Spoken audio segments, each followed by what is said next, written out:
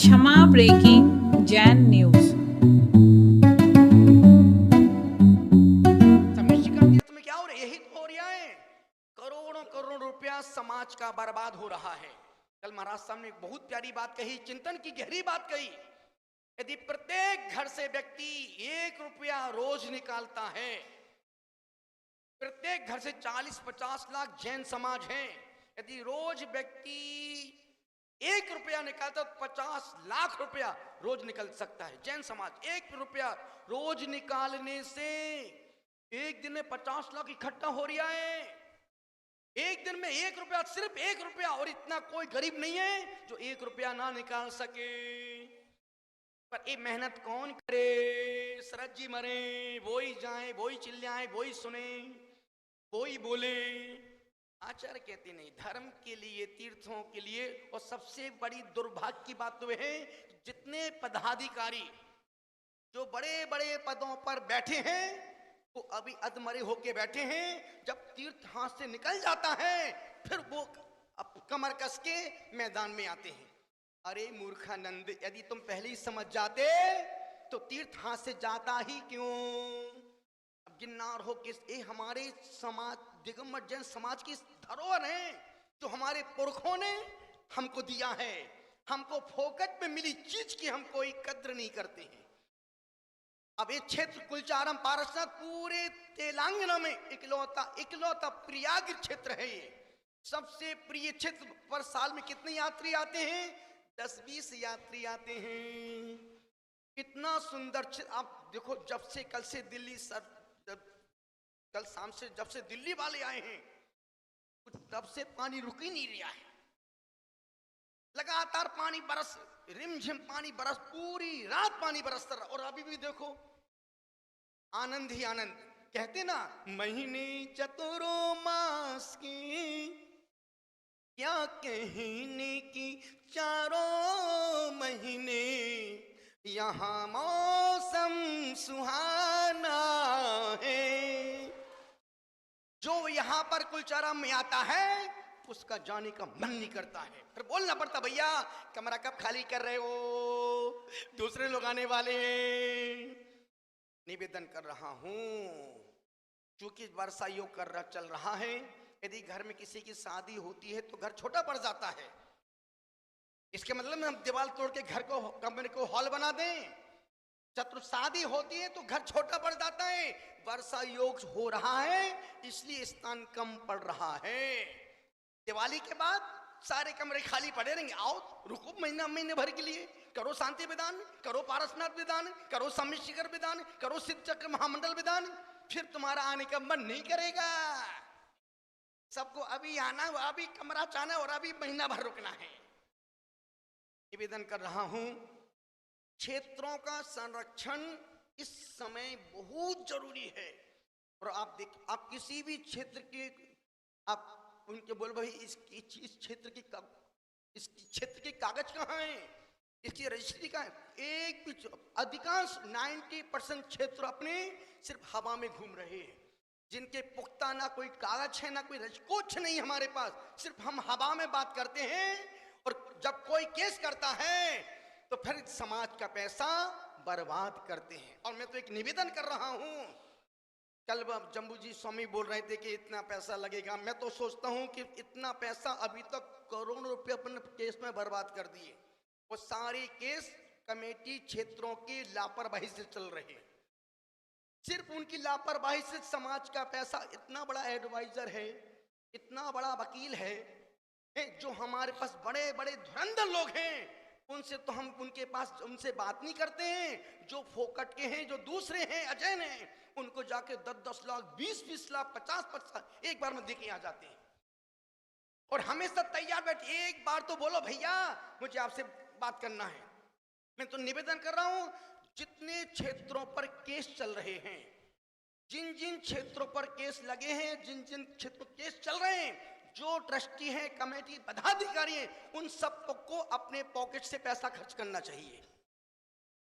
अपने पॉकेट से पैसा खर्च, कब एहसास होगा समाज का 1 रुपया कितनी मेहनत से आता है। भाई सहयोग करो, काय का सहयोग करो, फोकट में सहयोग करोगे क्या? कोई फोकट में सहयोग नहीं करना। जो बड़े पदों पर बैठे हैं, तुम खुद अपनी पॉकेट का पैसा खर्च करो, केस को जिताओ।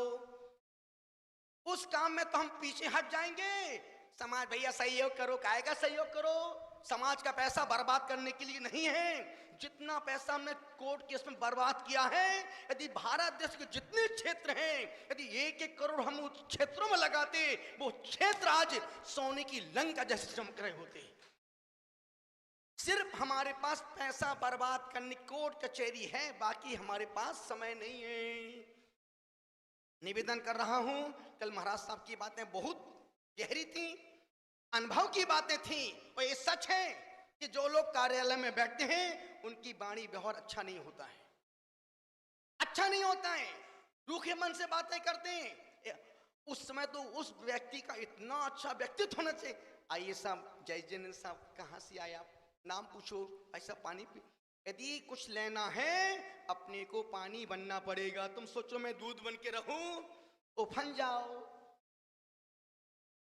उफन जाओ। अनुरोध कर रहा हूं, यदि जो भी लोग कार्यालय में बैठते हैं उनका वाणी व्यवहार, वो व्यापारी सफल होता है जिसकी वाणी व्यवहार बहुत अच्छा होता है। जो तीखा बोलते हैं, रूखा सूखा बोलते हैं लोग, एक बार तो व्यक्ति आता है, दूसरी बार उससे बात करना पसंद क्यों? अरे भैया बड़ी अभी तभी से बात करता है, बोलने की तमीज नहीं उसको। 2 अच्छे शब्द बोलने में अपना क्या बिगड़ता है? जब महाराज साहब ने कहा कि टिप्पणियां बहुत होती हैं, शरद जी ने बहुत अच्छा समाधान किया। समाधान हो, प्रश्न उठना चाहिए, समाधान मिलना चाहिए, और वाकई में समाधान होना चाहिए। पर एक निवेदन मैं भी करूंगा, अपन इस प्रकार की टिप्पणियां ना करें। चूंकि हम जो भी आज अभी हम यदि मैं अभी जो भी बोल रहा हूं सारा पूरा यूट्यूब में जा रहा है और पूरा लाइव चल रहा है, और ये हजारों वर्षों के लिए सेफ हो गया। अब जब कभी कोई विपत्ति दिगंबर साधुओं पर आएगी तो अजैन लोग, हमारे विपक्ष वाले, हजारों वीडियो हमारी आवाज में निकल, देखो आपके महाराज बोल रहे थे, तुम्हारे साधु ऐसा करते, तुम्हारे साधु ऐसा करते, तुम्हारे साथ आप अपन ही अपने पैर पर कुल्हाड़ी पटक रहे हैं। और आज भी कुछ ऐसे वीडियो पड़े हैं जो हर समय जब भी यूट्यूब खोलो वही फोटो सामने आते हैं। तो हमने क्या किया? अपना भाव अनादर का नहीं है, अपना भाव अपमान का नहीं है, अपना भाव सुधार का है। पर उसमें उसका रिएक्शन क्या जा रहा है? आने वाले 50-100 साल बाद देखो भैया, आप ही के लोग तो बोल रहे हैं, ये वीडियो देख लो, आवाज सुन लो उनकी।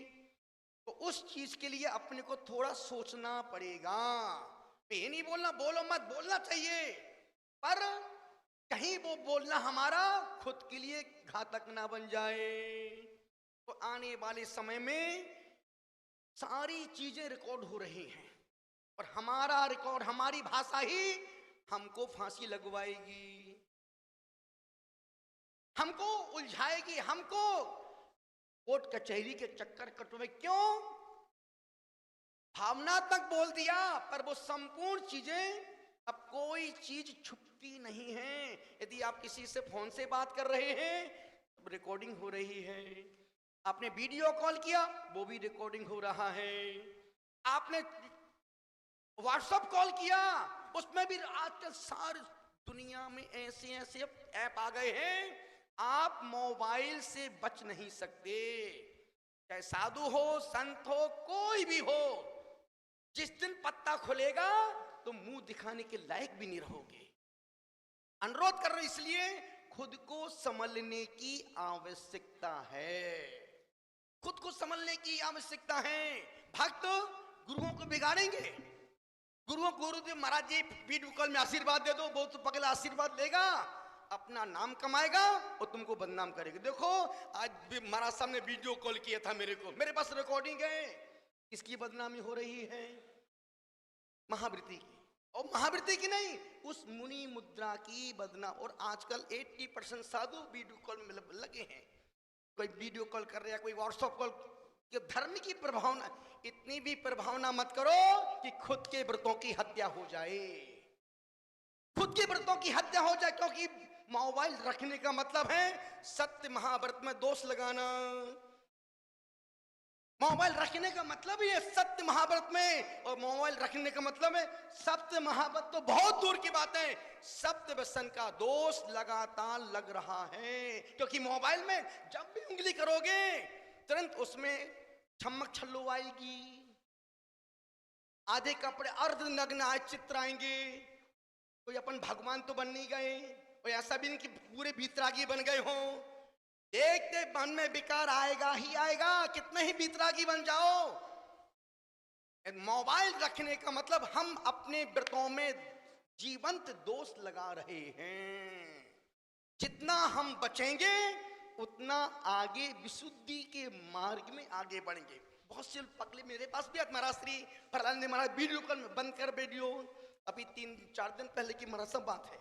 एक सज्जन आए बोले महाराज श्री वो फराज महाराज आपके दर्शन करना चाहते, हमने कहा मोबाइल लियो, यूं फेंक दिया हमने, भाग अगला कहीं। जब मेरा त्याग है तो फिर क्यों तुम उस चीज को मेरे पास मुझे मजबूर करता है।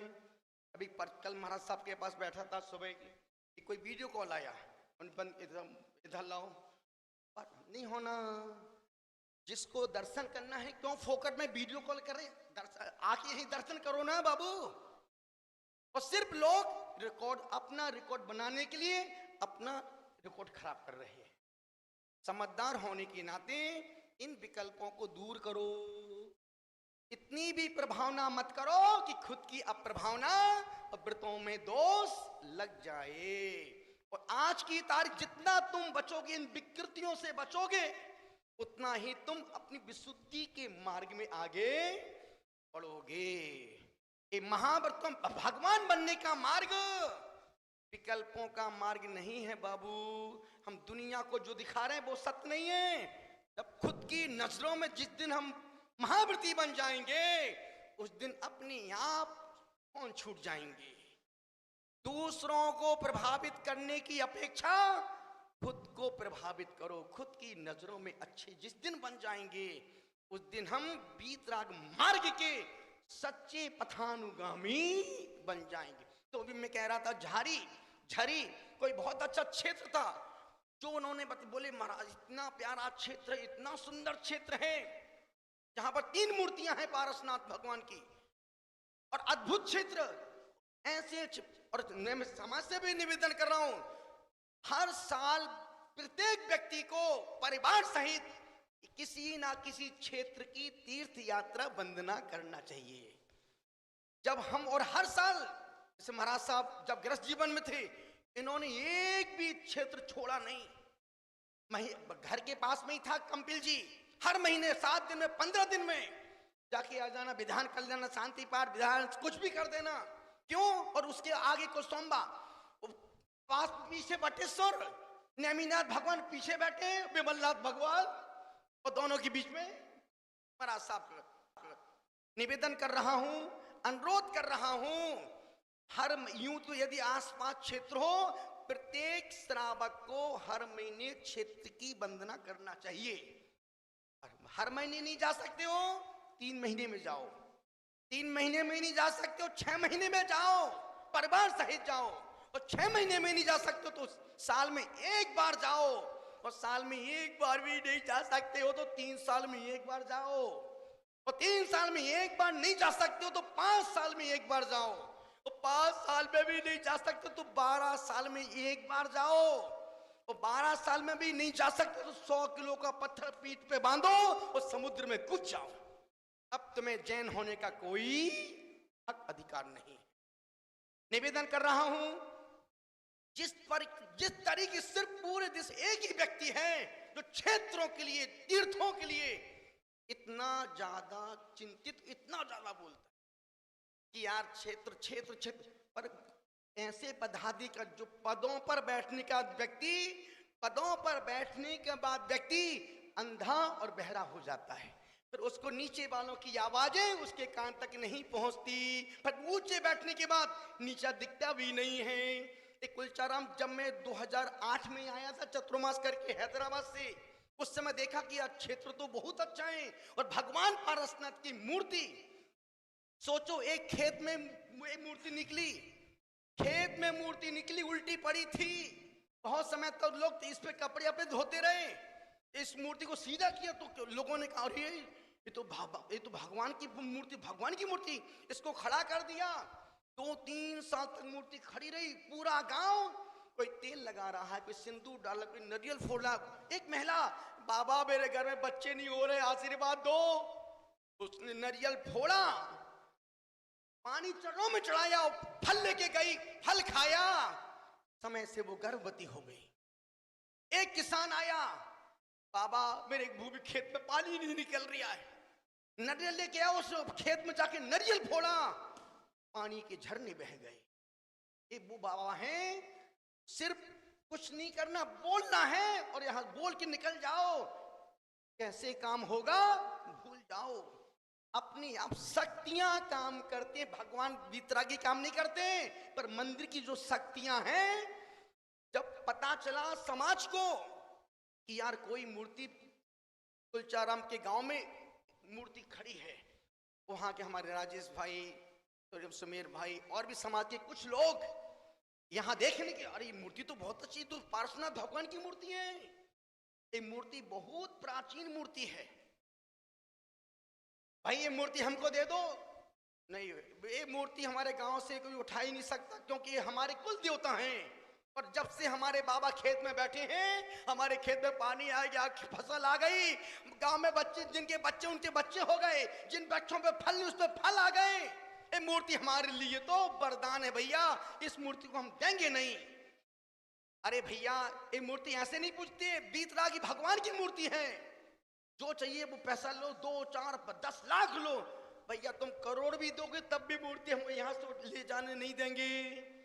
एक उसमें समझदार किसान था, सुमेर जी ने राजीव जी उससे अकेले में ले जाके बात की, देखो भाई बहुत अच्छी मूर्ति है, इस मूर्ति को अपन एक काम करते हैं, हम यहाँ से लेके नहीं जाएंगे, पर एक काम करते हैं, अपन इस मूर्ति को छोटा सा सुंदर सा मंदिर बनाते हैं, इसको वहां विराजमान कर देंगे।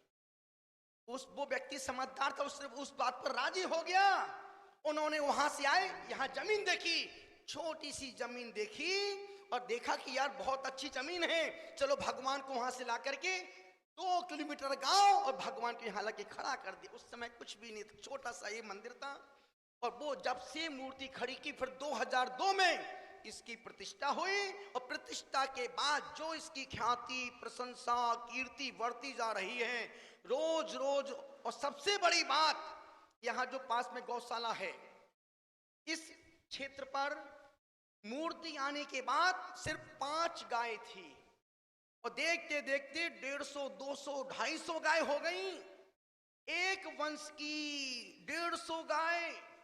क्षेत्र पर महीने में, साल में 10-20 यात्री आते हैं, गाय का पेट कौन भरेगा? बोलना बहुत सरल है कि यार देखो कोई लड्डू खिला रहा है, वो कर रहे। अरे मूर्खानंद, एक बार तुम खुद यहां आके देखो, हर कार्य के पीछे उसके हेतु को जिस दिन समझ लोगे, उस दिन अपने आप आंख खुल जाएगी। कभी कभी कुछ कार्य अनचाहे मन से करना पड़ते हैं। आर मुनि का नहीं है, ना आचार्य के लड्डू खिलाने का है। पर जब हम अकेले वहां जाते हैं, फिर 20-20 लोग लड्डू खिलाने पहुंच जाते हैं। और जब हम नहीं जाते हैं तो बेचारे जो गाय की जो 2 बरेदी हैं, वो ही खुद अपने हाथ से खिलाते रहते हैं उनको। तो मुझे लगता है, और जब से अपन लड्डू में है क्या, ड्राई फ्रूट्स, रोटी, गुड़ और घी। और लड्डू भी कोई आम आदमी नहीं बनाता है। जो हमारे हैदराबाद के सबसे अच्छे हलवाई हैं, रोज वो सुबह 5 बजे लड्डू बनाते हैं। 2 ट्रे में 150 लड्डू भर के रखते हैं और एक एक गाय को 3-3 लड्डू मिलते हैं। गाय लड्डू खा के दूध देती है और तुम खाना खा के निंदा आलोचना करते हो। तुम माल खा के गालियां बकते हो। जिस संत से तुम सम्मान लेके जाते हो, लिफाफा मिलता है, और कमरे में घुस करके अरे वो साधु ऐसा है वैसा, तुमने संत को क्या दिया? गालियां, अपमान, निंदा, आलोचना। गाय लड्डू खा के पंचामृत दे रही है और तुम माल मलीदा खा के गोबर दे रहे हो, जो किसी काम में आने वाला नहीं है। किसी भी टिप्पणी करना, कल जम्बू जी ने बहुत अच्छी बात की, कोई भी व्यक्ति किसी पदार्थ को सपोर्ट नहीं करता, हर व्यक्ति टिप्पणी टिप्पणी समीक्षा टिप्पणी समीक्षा। कोई ये नहीं कहता भाई तुम बहुत अच्छा काम कर रहे। यदि हर व्यक्ति यही बोलता रहेगा तो क्या काम करने वाला व्यक्ति क्या होगा, अपने आप डिमेज हो जाएगा। शरद जी के पास कम फोन आते क्या टिप्पणियों के, कम धमकी आती क्या उनके पास, पर वो व्यक्ति लोहे पुरुष हैं। दुनिया कुछ भी बोलती भक्ति रहे, पर मुझे जो काम अच्छा है करना है सो कर। तो वो किसान ने कहा कि भैया पास में यदि भूमि है तो आप उस मूर्ति को ले जाकर वहां रख दो, और लेकिन हम लोग को कोई प्रतिबंध मत लगाना। और आज भी अमावस्या के दिन यहाँ पर सैकड़ों लोग आते हैं, दर्शन करते हैं, फल चढ़ाते हैं, मिठाई चढ़ाते हैं, मन्नत करते हैं और जाते हैं। कहने का मतलब है एक कुलचारम पूरे तेलंगाना का यदि ये हमारे सुमेर भाई, राजेश भाई और उनकी जो टीम यदि इस क्षेत्र को नहीं देखती तो ये तो देवता हमारे बन गए थे। हनुमान लाल पीला पोत करके सिंदूर पोता सब शुरू हो गया था वो तो इनके दम पर। और चतुर्मास हमने उस दिन भावना भाई जब पहली बार हमने के एक चतुर्मास यदि क्षेत्र को मिल जाए, ये क्षेत्र पूरे देश में फैल जाएगा। और आज पूरे देश के कोने कोने में कुलचाराम पारसनाथ घर घर पहुंच गए। और वाकई में यदि संत अपना प्रत्येक अधमरे क्षेत्रों पर चतुर्मास करें तो हमारे देश के सारे क्षेत्र सोने की लंका जैसे बन जाए और यात्रियों का आवागमन शुरू हो जाएगा। बिना बोले 1 रुपया दान भी नहीं देते हैं, और जब संत बैठता है तो हजारों लाखों का दान अपने आप करके चले जाते हैं। तो निवेदन कर रहा हूं कि जो यदि हम एक प्रति जैन 50 लाख जैन है, यदि 25 लाख भी 1 रुपया रोज निकालते हैं तो 25 लाख रुपया रोज दिन का निकल सकता है। अब सोच लो साल में कितने हो गए, 2.5 करोड़ 3 कितना हो गया, सोचो कितना हो गया। 1 रुपया रोज निकाल, मैं तो 30 रुपए की बात नहीं कर रहा हूं, 1 रुपया रोज। और 1 रुपया इतना कोई गरीब नहीं है जो 1 रुपया रोज तीर्थ के लिए ना निकाल पाए। काम मेहनत का है, उसमें तुम 10 लाख खर्च करो और करोड़ों रुपया इकट्ठे करो। कुछ करने के लिए कुछ तो करना पड़ेगा। तो निवेदन कर रहा था, आज तरुण सागर जी महाराज साहब की पुण्यतिथि है, प्रज्ञा सागर जी का जन्मदिन है, और हमारे उस क्षेत्र तीर्थ के सर्वे सर्वा, वहां के हनुमान कहो, भीम कहो, वहां के जो भी कहो, पूरे क्षेत्र को आज तक इन्होंने बचा के, अन्यथा दिल्ली के करोड़ों करोड़ की वो जमीन है। इन्होंने गुरुदेव का इतना सुंदर इतना प्यारा मंदिर बनाया है। कल बोले महाराज श्री चतुर्मास का स्थान कैसा क्या होना, हम के भैया संपत जी हमारे वही देखते हैं वही करते हैं, सब कार्य फिक्स है, कौन व्यक्ति कहाँ क्या कैसे करता है वो सब उनका पूरा संपर्क हो गया। तो कहने का मतलब है हमारे तरुण क्रांति मंच के अध्यक्ष, तरुण सागरम तीर्थ के अध्यक्ष श्रीमान Sunil Kumar Jain high court supreme court के वकील हैं, और उपराष्ट्रपति के लंगोटिया यार, रोज बात करते, दोनों साथ में पहले वकालत करते थे। उस दिन कोई काम था तो हमने कहा भाई वो राष्ट्रपति के, अरे गुरुदेव मेरे बहुत अच्छे संबंध हैं। एक फोन हुआ इनके पास, छोटे महाराज साहब ने फोन कराया, उन्होंने उस किताब का लोकार्पण कर दिया, अन्यथा वहां तक पहुंचने में आदमी को पसीना छूट जाए। और वो भी महापारना का कोई कार्ड था, कोई निमंत्रण था। निवेदन कर रहा हूं कोई भी कार्य गलत नहीं है, पर करने के तरीके यदि और अच्छे हो जाएं तो हमारा जैन दिगंबर जैन समाज के पास जितना तीर्थों का बल है, जितना तीर्थों की संपत्ति हमारे पास में है, इतनी तीर्थों की संपत्ति किसी भी समाज के पास नहीं है। पर हम उस समय सो जाते हैं जिस समय जागरण की आवश्यकता है, और हम तब जागते हैं जब हमारे हाथ से हमारे तीर्थ निकल जाते। चाहे वैष्णो देवी हो, चाहे बड़े बड़े, चाहे जगन्नाथपुरी, सारे आप अंदर घुस के देखो बद्रीनाथ को, सारी जैन मूर्तियां हैं। पर अब अपनी इतनी औकात नहीं कि हम जाके बोल सकें कि भाई ये मूर्ति हमारी, और तुम बोलने से भी तुम्हारा कोई सुनने वाला नहीं है तो जो हमारे पास है यदि हम उनको बचा के रखेंगे तब तो समझदार हैं, अन्यथा तुम समाज का पैसा कितना ही कोर्ट कचहरी में बर्बाद करो, उससे कुछ भी होने जाने वाला